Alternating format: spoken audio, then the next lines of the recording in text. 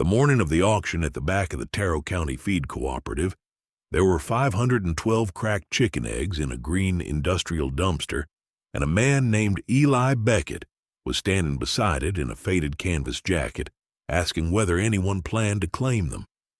Nobody did. The eggs had been rejected by the grading line at Holcomb Poultry 40 miles south, hauled up to the co-op with a load of feed sacks as a courtesy, and dumped because the supervisor on duty had not wanted to bother trucking them back. Their shells were star-cracked, hairline fractured, dimpled, some of them weeping the thinnest line of albumin down into the cardboard flats that held them in uneven stacks.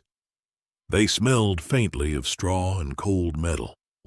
A handful of men stood around the loading bay drinking burned coffee out of paper cups, and when Eli, who had come home from 12 years in the Army 8 months earlier, and who lived alone on his late grandfather's place out past the second bridge on Hickory Run, climbed up onto the lip of that dumpster in his old boots and began lifting the flats out one at a time and setting them gently in the bed of his pickup, the men laughed.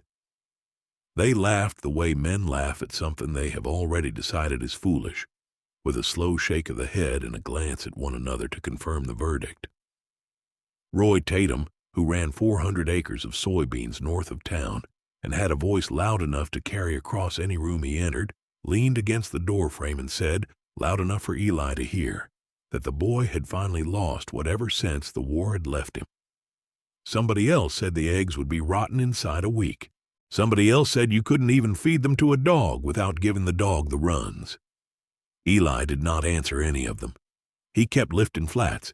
He had counted them already in his head while the others were still drinking coffee, and he knew there were 512, and he knew that not one of them, by the conventional grading standards of Holcomb Poultry or any other commercial operation in the state, was worth a single cent. He also knew something else, which he had no intention of telling Roy Tatum or anyone else gathered in that loading bay, and which his grandfather had written down in a green cloth-bound notebook now sitting on the kitchen table of the farmhouse he had inherited. He set the last flat in the truck bed, closed the tailgate without slamming it, climbed into the cab, and drove out of the lot at the same unhurried speed he drove everywhere, while behind him Roy Tatum told the others that boy was going to learn the hard way that nothing useful comes from nothing useful. He had meant it as a prediction of failure. It would turn out to be a prediction of something else entirely. Before we go any further into this story, if you are the kind of person who believes that what other people throw away can still hold something worth saving, do me a small favor and tap the like button, and then drop a comment with the city or town you are watching from, because I read every single one of them, and I like knowing where this story is traveling. Now, let's begin. Eli Beckett was 26 years old that fall, with the kind of quiet face that did not give much away, and he had come back to Taro County the previous February after his grandfather Wendell died in his sleep on a Tuesday in the middle of a snowstorm. The funeral had been small. The will had been smaller. There was the house, which leaned slightly to the south because the foundation on that side had settled into clay during the wet spring of 1978, and there were the 7.5 acres around it, and there was an empty pole barn that had once held 30 laying hens and a milking goat named Patience, and there was the green notebook on the kitchen table, and there was a savings account with $4,800 in it. That was the whole inheritance. Eli had taken his discharge papers, packed 2 duffel bags, driven the 1,800 miles from Fort Bragg in 3 days, and arrived at the farmhouse on a Thursday afternoon with no plan beyond sleeping in his grandfather's bed that night because he was too tired to make up another one. He had not come home because he had a plan. He had come home because there was nowhere else that felt like it was waiting for him, and because the only person who had ever written him letters while he was overseas, in a slow, careful hand on lined paper, was now buried in the Methodist cemetery up on the rise behind the church, and Eli felt that he owed the old man at least the courtesy of sitting in his kitchen for a while and listening to the house settle. He had not expected to stay. He had expected to sort the place, sell what could be sold, and move on to some city where a man with his training could find work as a security contractor or a freight dispatcher or whatever else paid by the hour, and did not ask too many questions about the years between. But the first week became the second week, and the second week became March, and somewhere in there he had opened the green notebook for the first time and begun reading, and after that he stopped looking at job listings. The notebook was not a diary. It was a record. His grandfather had kept it for 43 years, beginning in 1981, and it contained, in pencil, that had faded in places to the color of a moth's wing, every observation Wendell Beckett had ever made about the small flock of chickens he had kept in the pole barn out back. There were sketches of feather patterns. There were notes on which hens went broody in which weeks. There were the names of every rooster he had ever owned, and the date each one had died.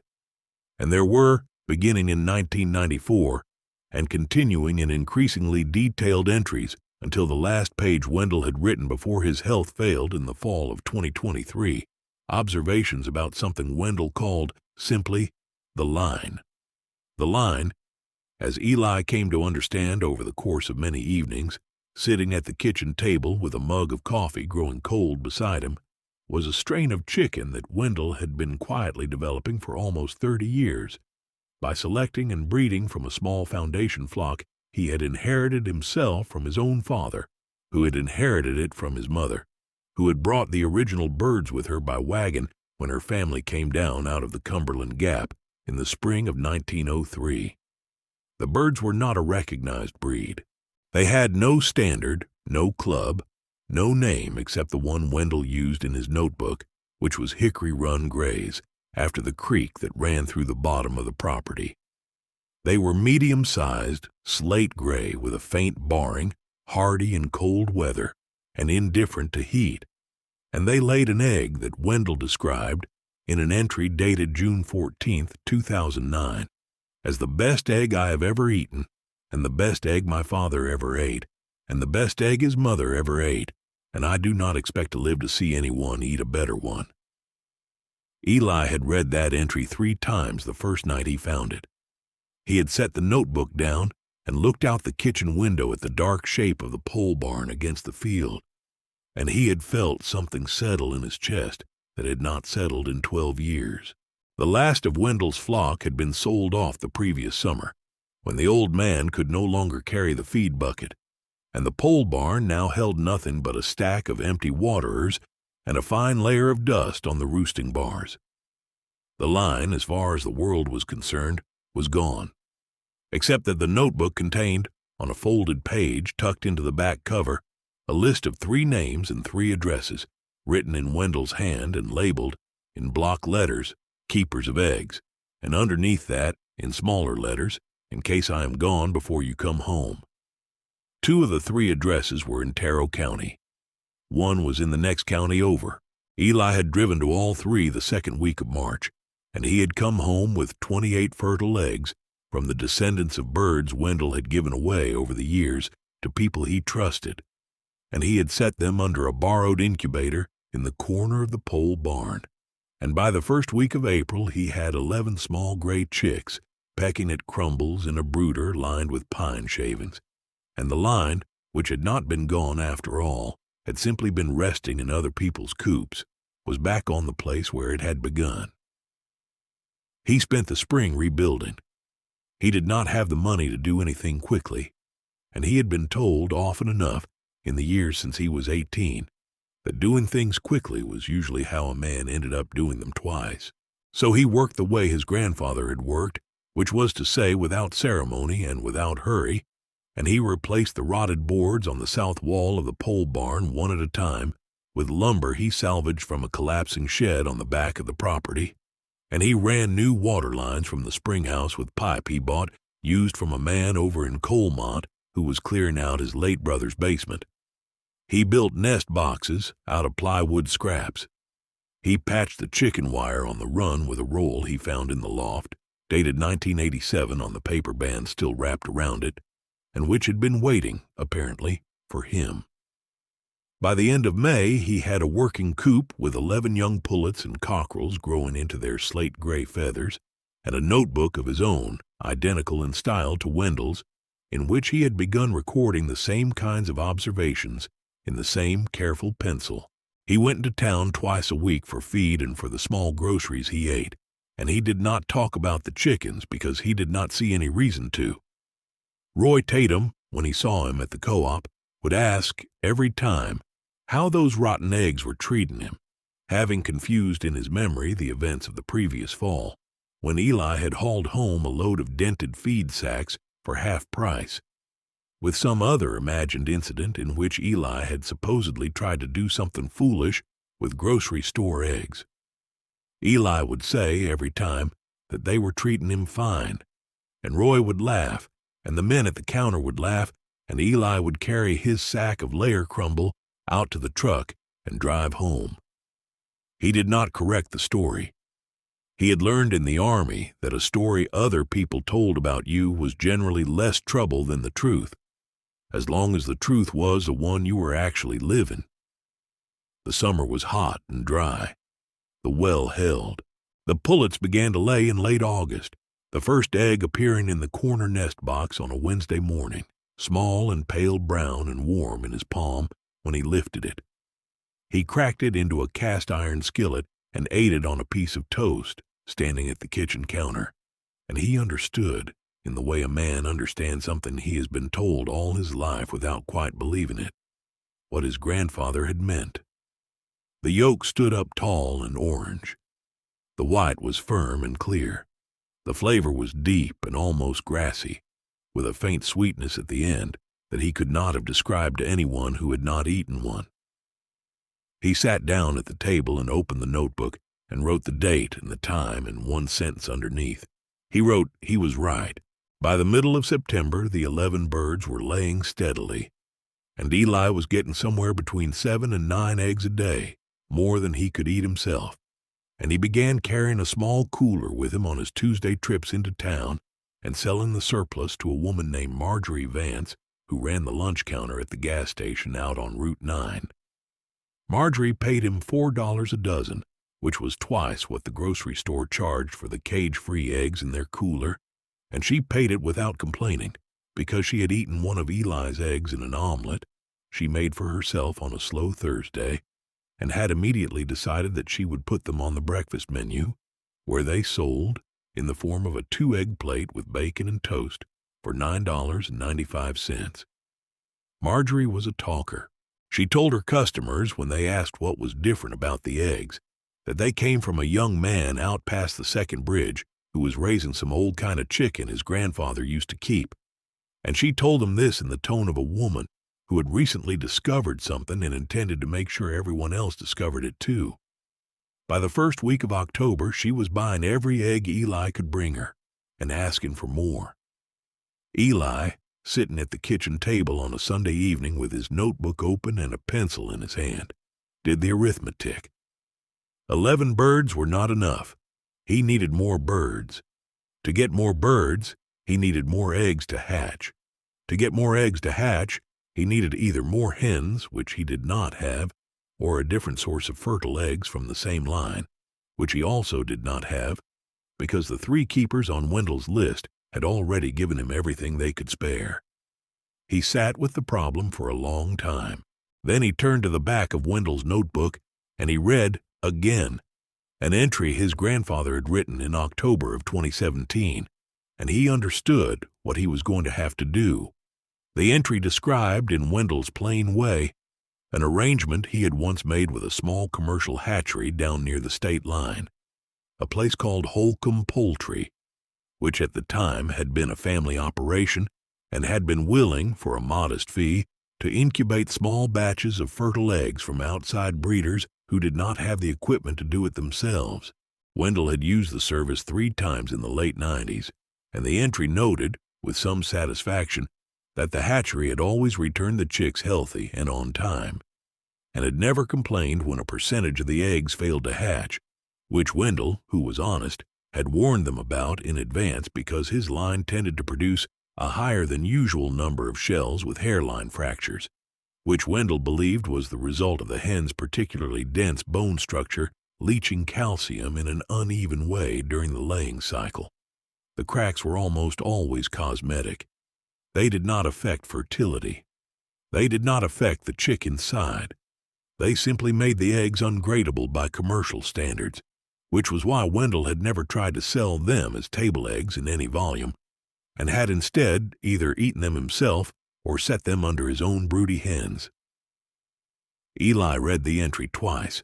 Then he drove down to Holcomb Poultry on a Tuesday morning in mid-October, and he discovered that the family operation had been bought out 4 years earlier by a regional outfit that ran a high-speed grading line, and that the new management had no interest in incubating small batches for outside breeders, and that the supervisor on duty, a tired man named Pell, told him that the only thing they did with cracked eggs from outside sources was throw them away. Eli stood in the parking lot for a few minutes after that conversation. Then he went back inside and asked Pell whether, if he happened to bring in his own cracked eggs, the hatchery would be willing to sell them back to him at a discount before throwing them away. And Pell, who could not see any reason to care one way or the other, said that he supposed they could, although he did not see what good cracked eggs would do anyone. Eli said he had his reasons. Pell said, "Suit yourself." They settled, after a short negotiation, on a price of 2 cents per egg, with the understanding that Eli would pick up whatever cracked eggs Holcomb had on a given week, sight unseen, and that the hatchery would not be responsible for any of them. Eli shook his hand and drove home. The arrangement was not, strictly speaking, what he needed, because the cracked eggs at Holcomb came from the hatchery's own commercial flocks and were not from the Hickory Run line.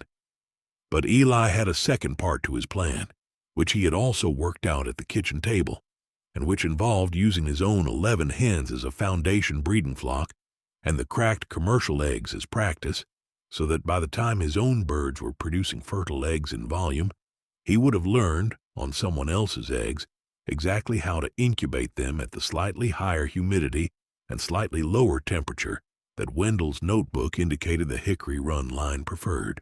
That was the long version. The short version was that he needed to get good at hatching cracked eggs, and the cheapest way to get good at hatching cracked eggs was to hatch a lot of cracked eggs. Which brought him, on a cold morning in the first week of November, back to the loading bay at the Taro County Feed Cooperative, where Pell's truck had just dumped a load of feed sacks, and as a courtesy that Eli had quietly arranged through a phone call the day before, 512 cracked eggs in cardboard flats, which Eli had agreed to take off the co-op's hands at the agreed-upon 2 cents per egg, payable to Holcomb, with the co-op getting them out of its dumpster as a favor to everyone involved. The men at the loading bay did not know any of this. They saw a young veteran in a canvas jacket loading rejected eggs out of a dumpster into a pickup truck, and they drew the conclusions that men of that kind draw. Roy Tatum drew his loudly. Eli drove home, unloaded the flats into the cool back room of the pole barn that he had insulated the previous month with rolls of fiberglass batting bought used from a contractor cleaning out a job site, and began the patient work of candling each egg one at a time under a small handheld light to identify the ones that were merely cracked from the ones that were cracked and contaminated, and to seal the salvageable cracks with a thin coat of food-grade beeswax he had melted on the kitchen stove. It took him 3 evenings. He saved 461 eggs out of the 512. He set them in 4 second-hand incubators he had bought over the previous month at farm sales, set the humidity to 58% and the temperature to 99.5 degrees, and he waited. By the 3rd week of November, he had 394 chicks. The hatch rate, by any commercial standard, was extraordinary, and would have been considered impossible by anyone at Holcomb Poultry who knew the percentages they assumed for cracked eggs, which was 0. The chicks were not Hickory Run grays. They were ordinary commercial brown layers, the same as every other chick produced by every other batch on the Holcomb line, and they were worth, in the commercial market, about $1.25 apiece as day-old pullets, less for cockerels. Eli was not interested in selling them as commercial pullets. He had a different idea, which he had also been working on at the kitchen table, and which involved the fact that Marjorie Vance at the gas station had, over the previous 2 months, mentioned his eggs to a woman named Della Cobb, who ran a small bakery and breakfast cafe in the county seat 30 miles east. And Della Cobb had driven out one Saturday in early November to taste the eggs for herself, and had sat at Eli's kitchen table with a small glass dish of scrambled eggs in front of her and said almost nothing for a full minute, and then had asked him, in the careful tone of a woman who already knew what she wanted to do, how many dozen he could supply her on a standing weekly order. Eli had told her the truth, which was that he could supply her with about 3 dozen a week from the 11 birds he had, and that he was working on expanding, and that she would have to wait. Della Cobb said she would wait. She also said that when he had more, she would take everything he could spare, at $5 a dozen, and that she would put a small card next to the breakfast plate on her menu, naming the farm and the breed and the man. And Eli, who had not asked for any of that, said that would be fine. So when the 394 commercial chicks came out of the incubators in the 3rd week of November, Eli already knew what they were for. They were not for selling, they were for a trade. He drove down to a man named Hollis Pratt, who ran a small egg operation on the far side of the county and who had built his flock years earlier out of mixed brown layers and was always looking for more. And Eli offered Hollis the entire batch of 394-day-old chicks at no charge, in exchange for a standing agreement that Hollis would, over the course of the following spring, give Eli first refusal on any broody hens Hollis identified in his flock, at a price they would settle later, because Eli was going to need broody hens, plural, to set under the hickory run eggs his own birds would begin producing in earnest by February. Hollis Pratt, who had known Wendell Beckett, and who had been to his funeral and who was the kind of man who understood when a deal was generous, shook Eli's hand and said it would be done. Eli drove home. He sat at the kitchen table that night and wrote in his notebook a single sentence under the date. He wrote, the practice was the point. The winter that followed was the longest he had spent on the place, and also the most patient. He fed the 11 hens twice a day. He read the notebook through, cover to cover, 3 more times, marking the passages he had not yet fully understood. He repaired the south wall of the farmhouse with a slow, methodical patching of clay and lime and lath that his grandfather had described in a notebook entry from 1996. He cut firewood. He answered in pencil on lined paper the few letters he received, most of them from a sergeant he had served with who was now living in Tacoma, and who wrote every few months without expecting much in return. He drove into town on Tuesdays for feed and on Saturdays for groceries, and on every one of those trips he passed through the loading bay or the front counter of the co-op, and on most of them Roy Tatum was there, and on most of them Roy made some remark, and on every one of them Eli answered the remark with the same flat, unbothered courtesy he had answered the first one. In the 2nd week of January, on a Tuesday morning, when the temperature outside had not risen above 20 degrees and the wind off the ridge was bending the bare hickories on the property line, Roy Tatum said, loud enough for the 4 other men at the counter to hear, that he had driven past Eli's place the day before and had seen smoke coming out of the pole barn chimney, and had wondered whether the boy had finally given up on whatever he was doing out there and was burning the chickens for warmth. The other men laughed.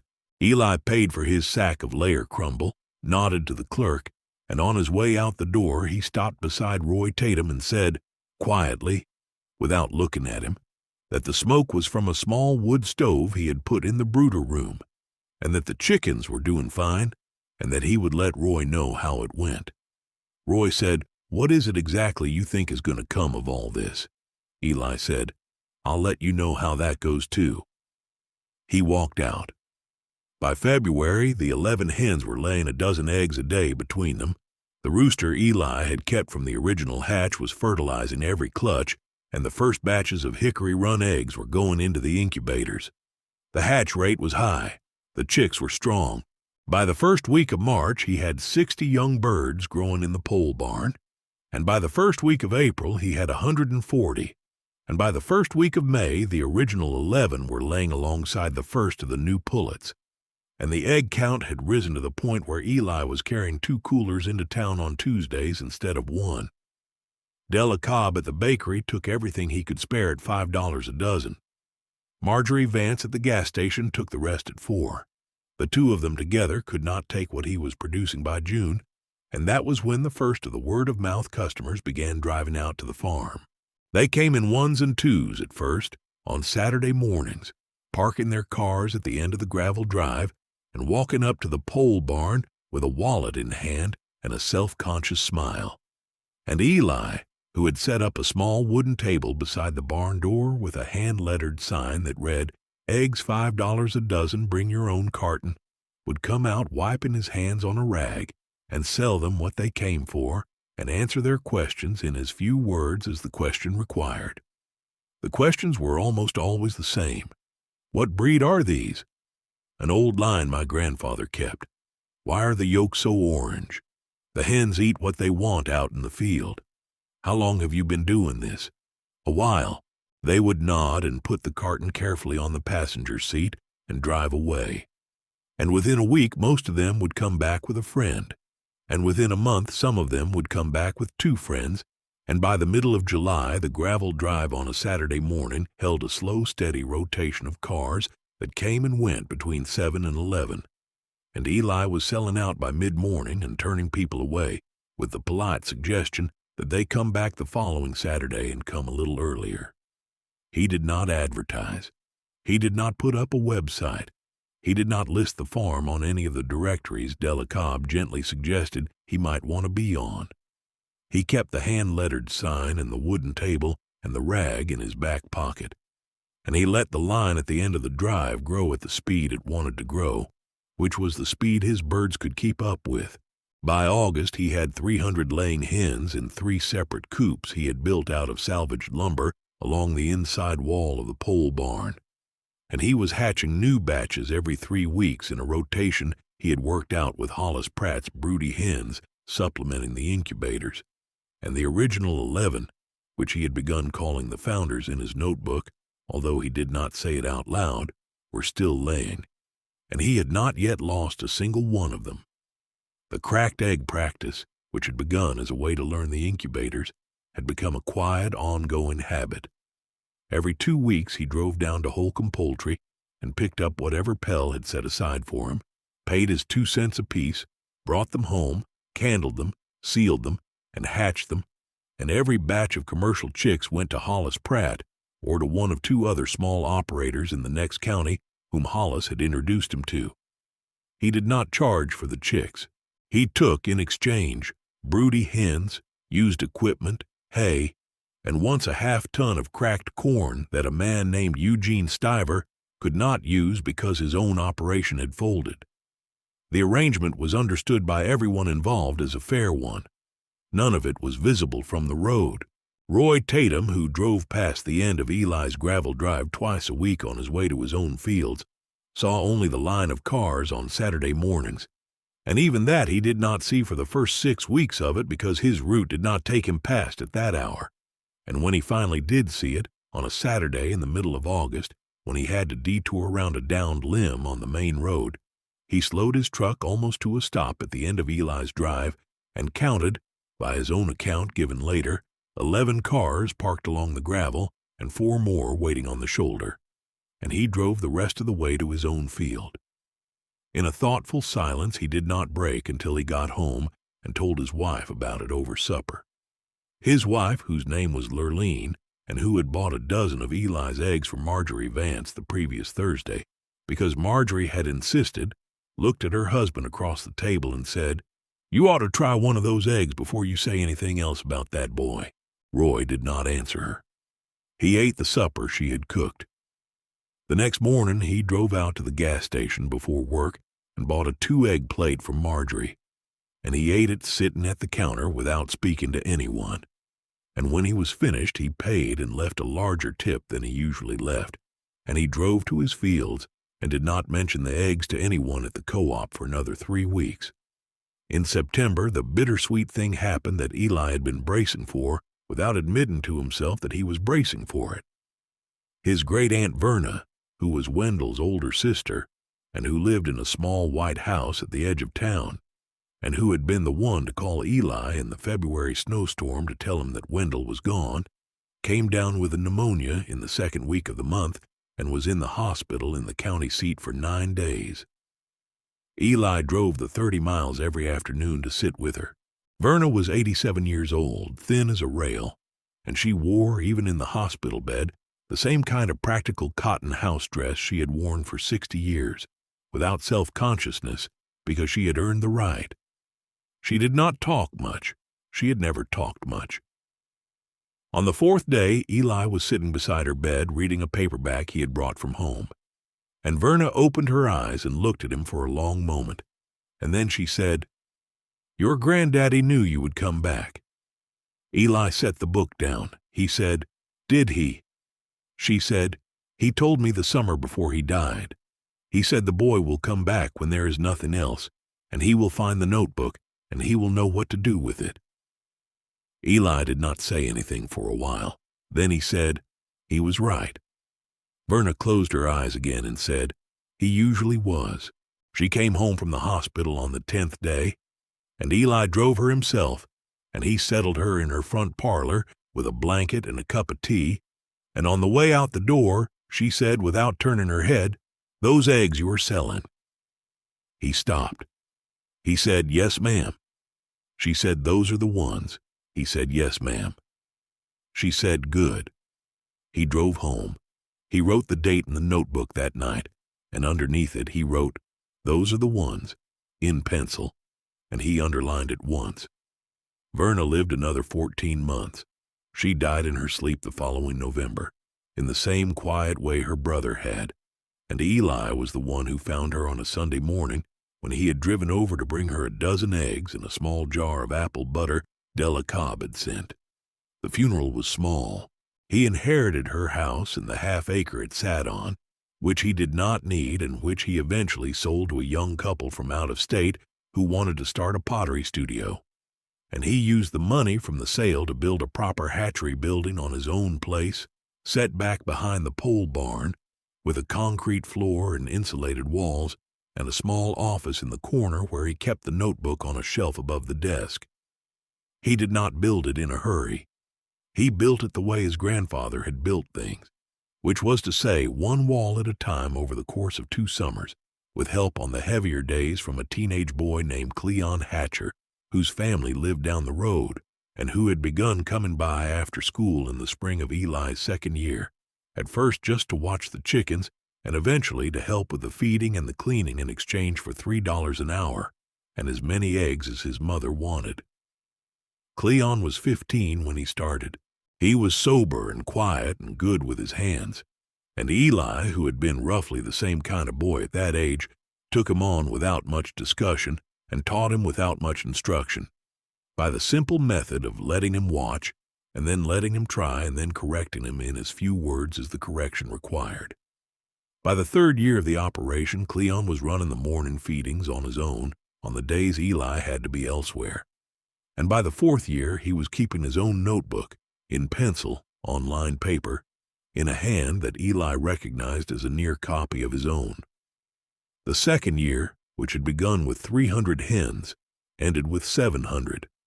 The 3rd year ended with 1,200. Eli did not borrow money to expand. He did not take a loan.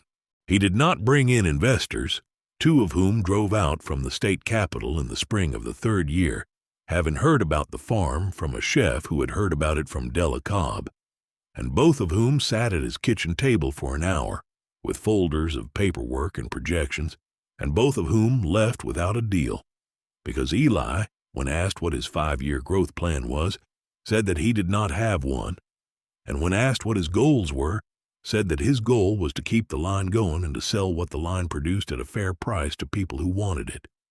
The investor said that was not really a plan.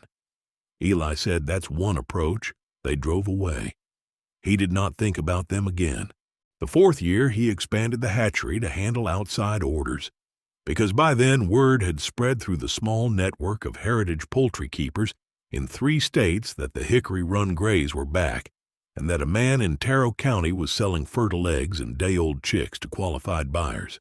And Eli was getting letters in real envelopes, from people in Ohio and Virginia, and as far away as Vermont, who wanted to add the line to their own small flocks. He filled the orders the same way he sold the eggs, slowly and in the order they came in, and he wrote each buyer a short note in pencil on lined paper that included the date the eggs had been laid and the band number of the rooster that had fathered them, and a short paragraph from Wendell's notebook about the history of the line, and people who received those letters, several of them told him later, framed them. He did not understand why. He sent them anyway. In the middle of the 4th year, on a Wednesday afternoon in July, Roy Tatum drove up the gravel lane in his own pickup truck, parked at the end of the drive, walked up to the pole barn with his hat in his hand, and stood at the door for a minute before he knocked on the frame. Eli was inside, candling eggs at the wooden table he had built along the back wall. He looked up. He said, "Roy." Roy said, "Eli." There was a pause that lasted longer than either of them was comfortable with. Then Roy said, "I came to say I was wrong about what you were doing out here." Eli set down the egg he was holding. He said, "All right."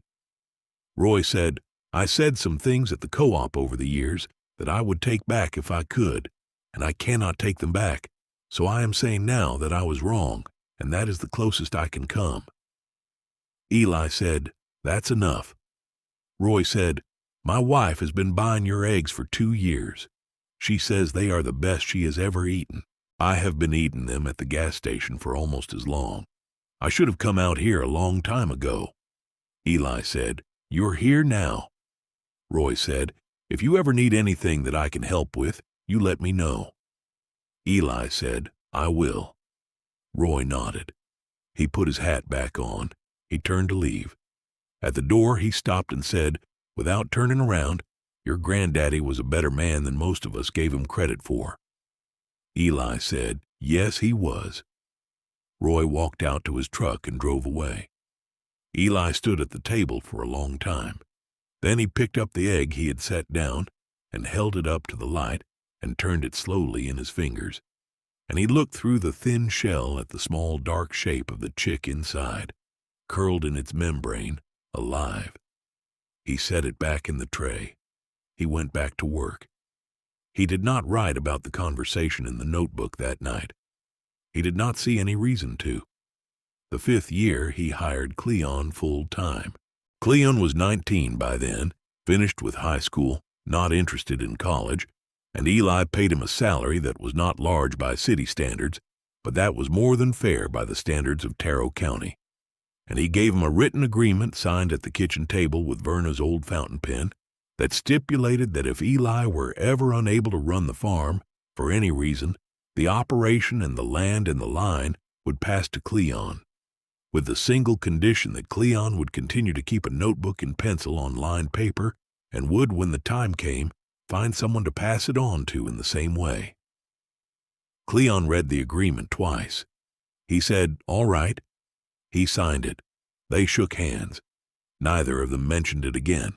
The same year, Eli built a small smokehouse out behind the hatchery, not for the chickens, but for the surplus cockerels he could not sell as breeders, which he had previously been given away to families in the county who could use the meat, and which he now began processing himself and trading, in small quantities, to Della Cobb for credit at the bakery, and to a butcher in the county seat named Mavis Holler, who put them on her counter as a specialty item and sold out every week.